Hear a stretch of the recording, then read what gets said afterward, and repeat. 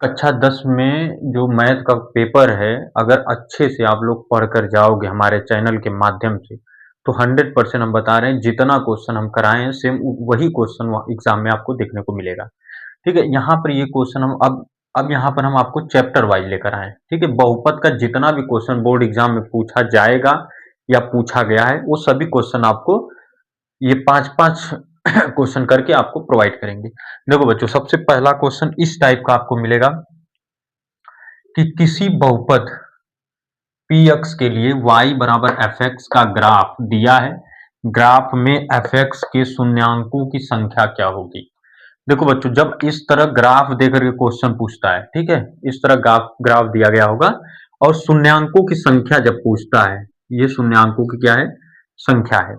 जब शून्याङ्कों की संख्या पूछता है, तो हम लोग क्या करते हैं कि ये जो लाइन देखेंगे, जैसे ये तो ये पूरा y एक्सिस है और ये क्या है? x एक्सिस है। इसमें ये जो है x एक्सिस है, ये x डैश एक्सिस है, ये y है और ये y डैश है। आप लोगों को पता है कि x एक्सिस और y एक्सिस ये दोनों प्लस में होते हैं, ठीक है? पॉजिटिव होते हैं। x डैश और y डैश जो होता है वो नेगेटिव होता है, ठीक है? ये सब एक्सिस, ठीक है, अक्ष है। लेकिन इसमें ये क्या दिया गया है? ये कोई द्विघात समीकरण का कोई रेखा दिया गया। इसमें पूछ रहा है शून्याङ्कों की संख्या कितनी होगी? द्विघात भी कर सकते हो, त्रिघात भी, मतलब जितना भी। तो इसमें शून्याङ्कों की जो संख्या होगी, जितनी बार x एक्सिस को, बस x अक्ष को ये लाइन जितनी बार भी कट करेगी उतने ही उसके शून्याङ्कों की संख्या होगी। तो यहाँ पर एक बार कट की है, एक बार यहाँ कट किया है, एक बार यहाँ कट किया है। मतलब x वाले अक्ष को कहाँ पे? 3 जगहों पर किया है, इसीलिए इसकी जो शून्याङ्कों की संख्या हो जाएगी बच्चों, वो 3 हो जाएगी। समझ में आया? इतना आसान है। y अक्ष वाला हम लोगों को क्या करना है? ये जो पॉइंट पर कट किया इसको हमें नहीं लेना है, सिर्फ x अक्ष पर के जिन स्थानों पर वो कट की है, बस वही पॉइंट हमें लेना है। ठीक है बच्चों? अब उसके बाद अगला क्वेश्चन है, जितने भी क्वेश्चन पूछे गए बहुपद से, पॉलिनोमियल से बोर्ड परीक्षा में कक्षा 10 के, वही क्वेश्चन हम आपको कराएंगे। बाकी यही सेम क्वेश्चन आपको बोर्ड परीक्षा में देखने को भी मिलेगा। देखो, इसके बाद दूसरा क्वेश्चन है,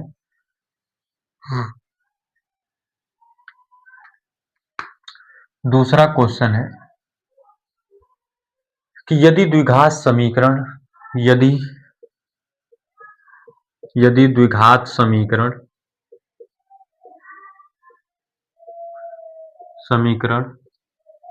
आप लोग क्या करना है, बस लास्ट तक देखते रहो, चाहे जैसे करके देख लो एक बार।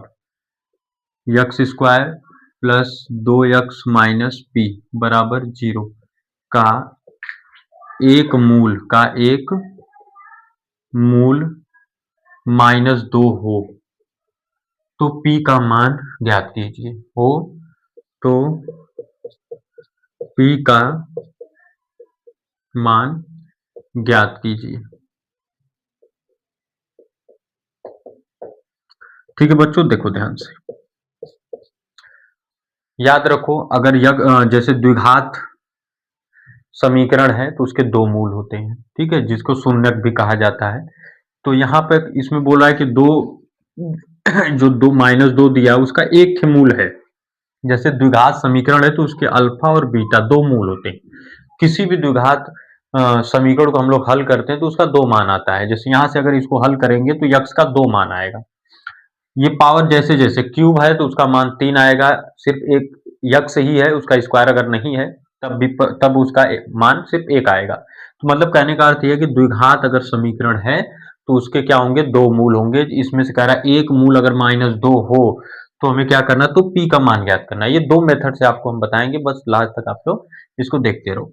आप लोग क्या करते हो कि जो बड़े चैनल है उसको आप लोग देख लोगे कि मिलियन में सब्सक्राइबर हैं, ठीक है, उसी को सब्सक्रिप्शन ले लेते हो और वही उसी से पढ़ना शुरू कर देते हो। वो बहुत ज़्यादा क्वेश्चन आपको प्रोवाइड कर देते हैं, जिस कारण से आपका लोड जो होता है वो बढ़ जाता है।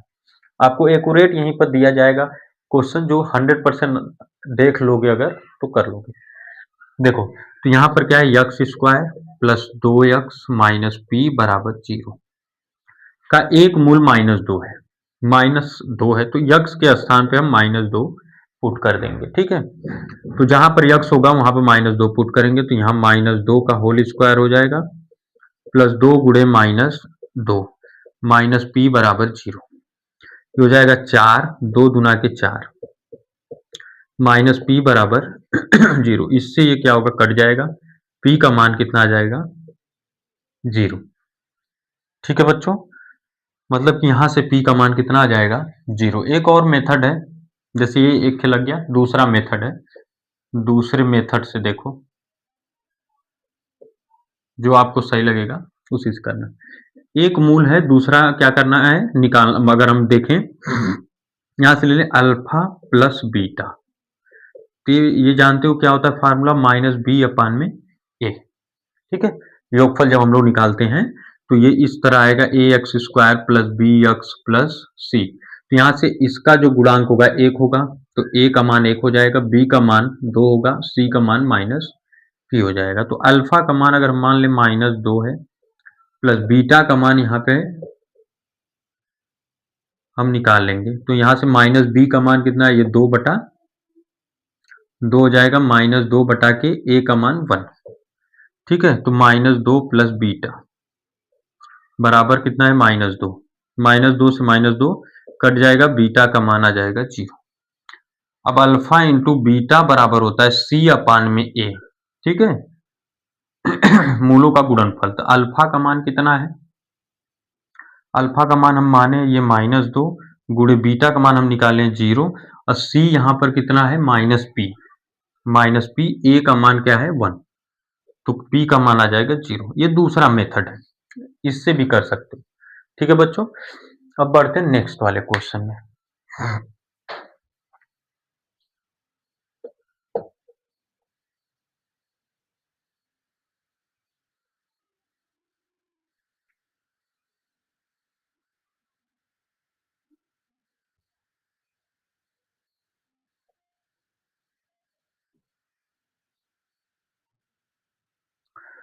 दूसरा क्वेश्चन ये है, तीसरे क्वेश्चन बोल रहा है कि यदि किसी आयताकार खेत का क्षेत्रफल, किसी आयताकार खेत का क्षेत्रफल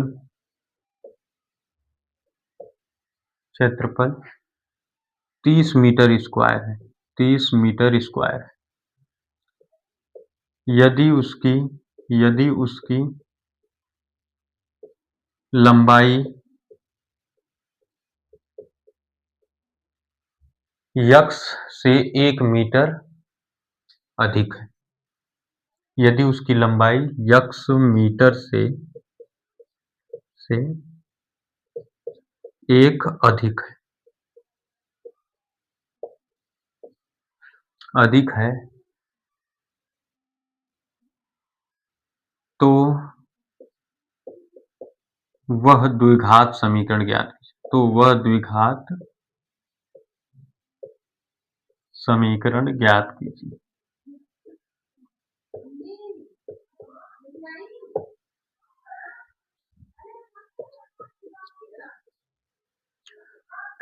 देखो यहाँ पे अब हमें क्या करना है, यहाँ पर क्वेश्चन को थोड़ा सा चेंज किया, बस हमें क्या करना है कि द्विघात समीकरण को वहीं पर छोड़ देना है। जैसे द्विघात समीकरण, इसमें लंबाई और चौड़ाई नहीं पूछा है, करे किसी आयताकार खेत का क्षेत्रफल दिया गया है। अभी जानते हो कि आयत का जो क्षेत्रफल होता है, आयत का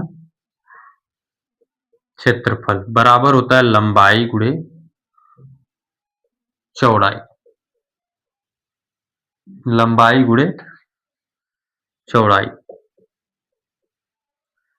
तो आयत का क्षेत्रफल यहां पर दिया है 30, लंबाई कर रहा है, इसमें क्वेश्चन पर कर रहा है यदि उसकी लंबाई यक्स मीटर से, यदि उसकी लंबाई यक्स मीटर से 1 अधिक है, तो लंबाई यक्स प्लस 1 हो जाएगा, और चौड़ाई क्या है, चौड़ाई से ही बोला है 1 मीटर, वो लंबाई अधिक है। ये 30 बराबर हो जाएगा, यक्स का गुणा अगर दोनों में करें तो इसमें होगा और 1 में होगा, तो यक्स का गुणा यक्स स्क्वायर, यक्स का गुणा 1 में होगा तो यक्स, इस 30 को उधर भेजेंगे तो हो जाएगा x square plus x minus 30 बराबर 0। ये प्रॉपर क्या हो जाएगा, आंसर हो जाएगा द्विघात समीकरण का। ठीक है बच्चों। आगे ऐसे ही क्वेश्चन, अच्छे अच्छे क्वेश्चन आपको करा रहे हैं।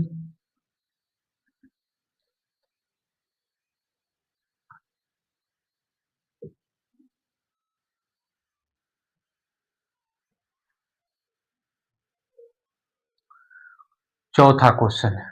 चौथे क्वेश्चन में क्या बोला है, या कि यदि समीकरण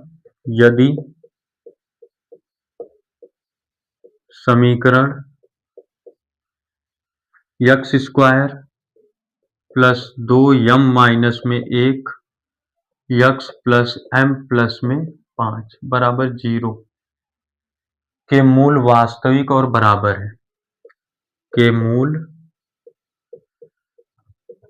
वास्तविक और बराबर है, तो यम का मान ज्ञात कीजिए। ठीक है, इस तरह के क्वेश्चन को हम लोग कैसे लगाएंगे, जब यहाँ पर ये देखो मूल जो है वास्तविक हो और क्या हो, बराबर हो। इसके लिए फार्मूला होता है, अभी हम आपको बता रहे हैं। ये दिया कि एक्स स्क्वायर प्लस 2 ब्रैकेट में यम माइनस में 1 इंटू एक्स प्लस यम प्लस में 5 बराबर 0। ये क्वेश्चन है, यहाँ से हमें क्या करना है, यम का मान निकालना है। तो ऐसे क्वेश्चन को हम लोग लगाते हैं, ये विविकतर होता है डी बराबर बी स्क्वायर माइनस 4ac।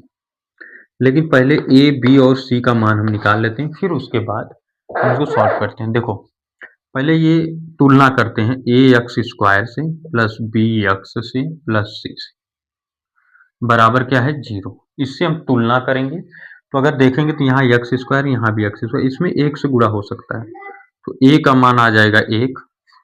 यहाँ से यक्स तो कट जाएगा, बचेगा बी, बी का मान हो जाएगा 2 ब्रैकेट में यम माइनस में 1।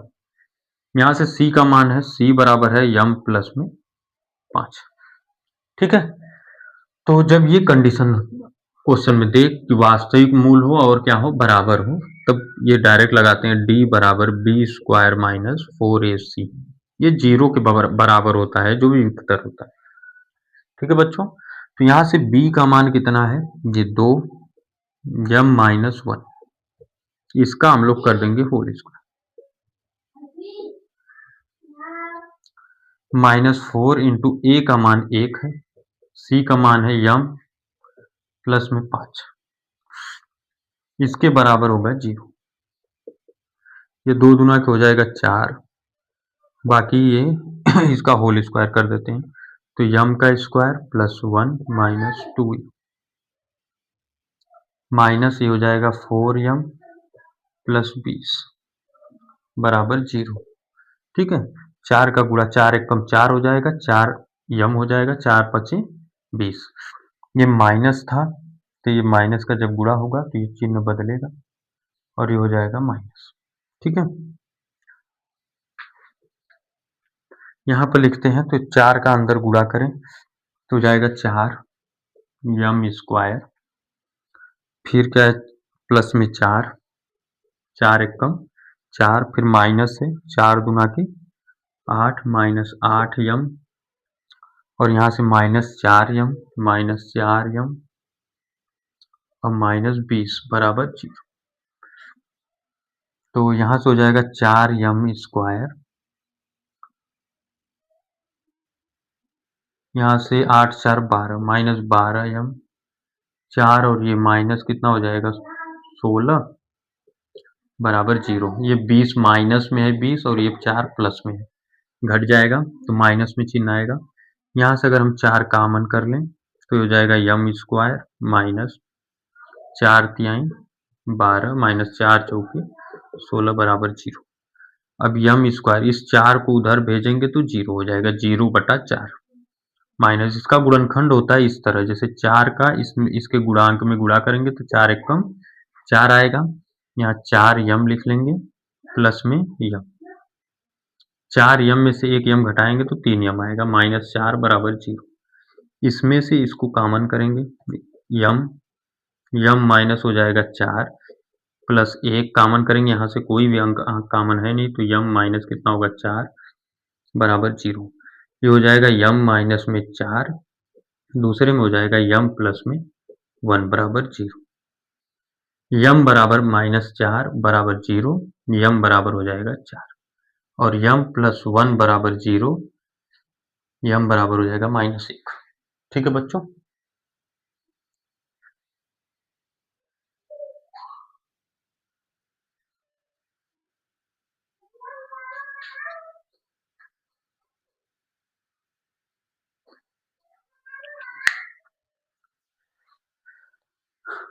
अब उसके बाद अगले क्वेश्चन की तरफ बढ़ते हैं और ये लास्ट क्वेश्चन है। तो अब हम आप लोगों से बस एक अपील करेंगे कि चैनल को आप लोग सब्सक्राइब कर लें, बेल आइकन को प्रेस कर लो, क्योंकि हमारा जो नोटिफिकेशन है आपको कंटिन्यूअसली मिलता रहे।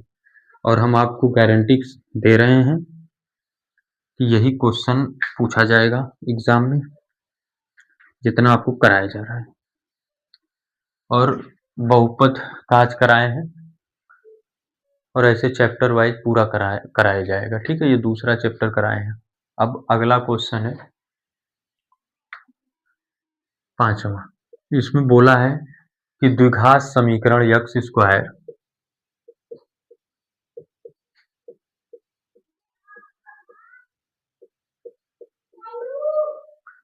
स्क्वायर प्लस 10 यक्स प्लस 21 के शून्यक ज्ञात कीजिए।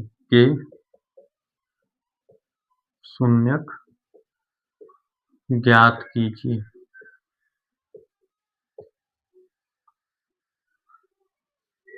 और शून्यांकों तथा गुणांकों के बीच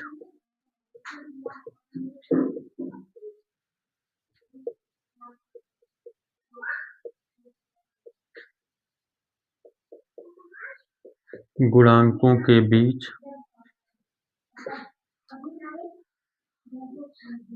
के संबंध की जांच कीजिए।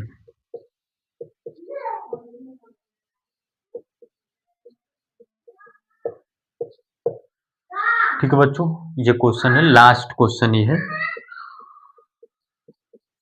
देखो क्या करना है, ऐसे क्वेश्चन को कैसे लगेगा। पहले तो अगर शून्यक निकालना होगा तो ये पूरा जो बहुपद दिया गया है या द्विघात समीकरण बोला है, अगर 0 रहता तब ये द्विघात समीकरण होता। तो यहाँ से 0 के बराबर लिख लेते हैं, x square plus 10 x plus 21 बराबर 0। इसके शून्यक निकालने का एक ही मात्र तरीका है, वो है इसका हम लोग कर लेंगे गुणनखंड। तो यहाँ 21 है, ये अचर पद है। ये क्या है? अचर पद। अचर पद,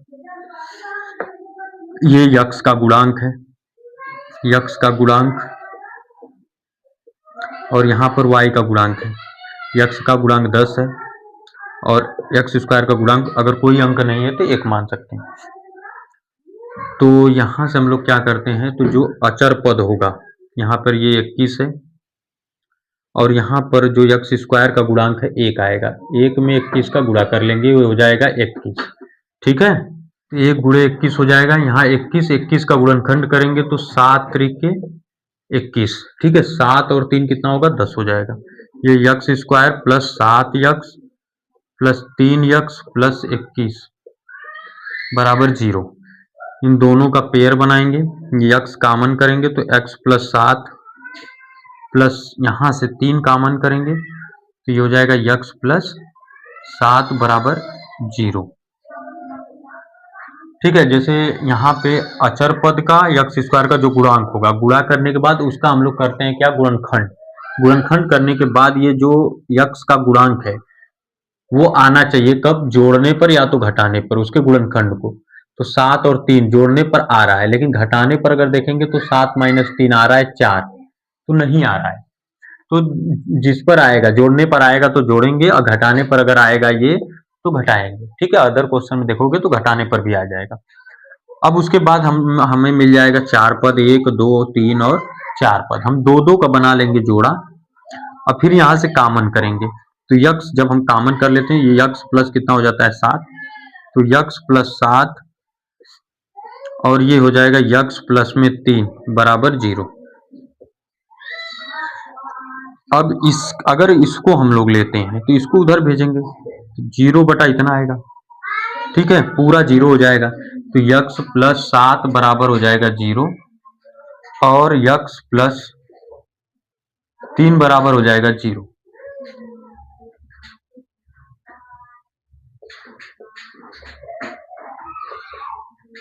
-3, ठीक है। तो ये हो जाएगा, इसमें किसी एक को हम मान लेंगे अल्फा, किसी दूसरे को मान लेंगे बीटा।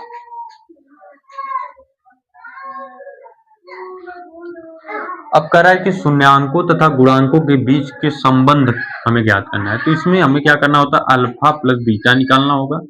ये होता है -b/a, अल्फा इंटू बीटा ये होता है c/a।